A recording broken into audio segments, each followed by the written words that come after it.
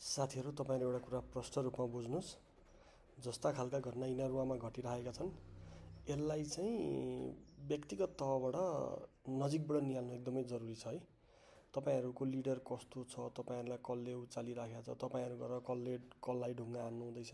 तपाई आफै विचार गर्नुस् त नेताहरूले जहिले पनि इतिहास हेर्नुस्, नेताहरूले जहिले जातका नाममा, धर्मका नाममा, भूगोलका नाममा लडाईँ पार्छन्। जनता जनताबीच लडाईँ गराउँछन् किनभने त्यहाँ दुई चारवटा लिडर हुन्छन्। त्यो लिडर मध्ये एउटा को चाहिँ शक्तिशाली भन्ने कुरा चाहिँ जनता लडाएर र जनता जुधाएर उनीहरूले शक्ति प्रदर्शन गर्छन्। त्यो भइरहेको छ। अहिले तपाईहरुलाई यिनीहरुमा धर्मका नाममा लडाईँ गराइदैछ है। अब त्यो कसले तपाईहरुलाई उचालिराखेको छ, को मान्छे तपाईहरुको लिडर हो, उलाई तपाईहरुले प्रश्न गर्नुस्।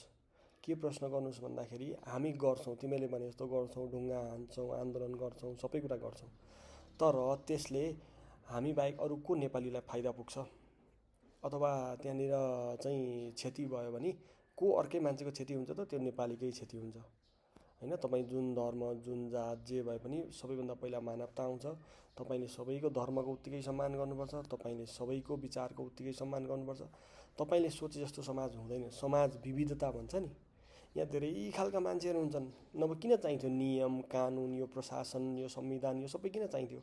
किन चाहिन्छ भन्दाखेरि एउटा समाजमा धेरै खालका मान्छेहरु बस्छन्, फरक विचार हुन्छ हैन, फरक धारणा हुन्छ, फरक धर्म हुन्छ, फरक संस्कृति हुन्छ। तपाईले आफ्नो मान्ने हो र अरूकोलाई सम्मान गर्ने हो। तपाईले आफूले मानेर अरूकोलाई के पो भन्छ त्यो विरोध गर्न मिल्दैन। समाजमा बसिसकेपछि के हुन्छ भन्दाखेरि तपाईले आफ्नो मान्नुपर्छ, अरूकोलाई सम्मान गर्नुपर्छ। त्यति मात्र गर्नुभयो भने कहिले द्वन्द निम्तिदैन। तपाईलाई कसैले उचाल्दैछ भने पनि उलाई प्रश्न गर्नुस्।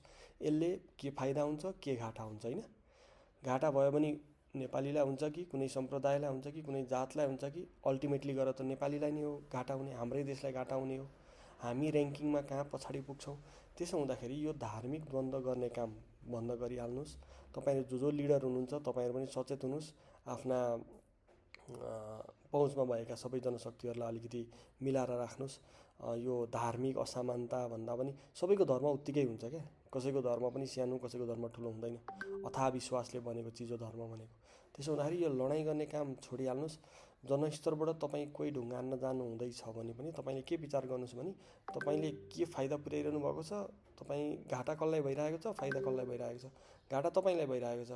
फाइदा तपाईको त्यो लिडर जो एउटा व्यक्ति छ, उ माथि पुग्न खोज्दैछ, उलाई भइरहेछ फाइदा हैन। घाटा तपाईलाई भइरहेछ र समस्त देशलाई घाटा भइरहेछ। यस्ता कुराहरु चाहिँ तपाईले बुझ्नुपर्छ। सबै राई, लिम्बू, यो क्षेत्री, बाहुन, कामी, दमाई, सार्की सबै नेपाली हो। कोहीलाई पनि तल राख्ने, माथि राख्ने काम छैन। तपाईलाई कसैले मन्दिर छिर्न दिदैन भने त्यसको विरोध गर्नुस्। तपाईले छोएको पानी कसैले खाएन भने त्यसको विरोध गर्नुस्।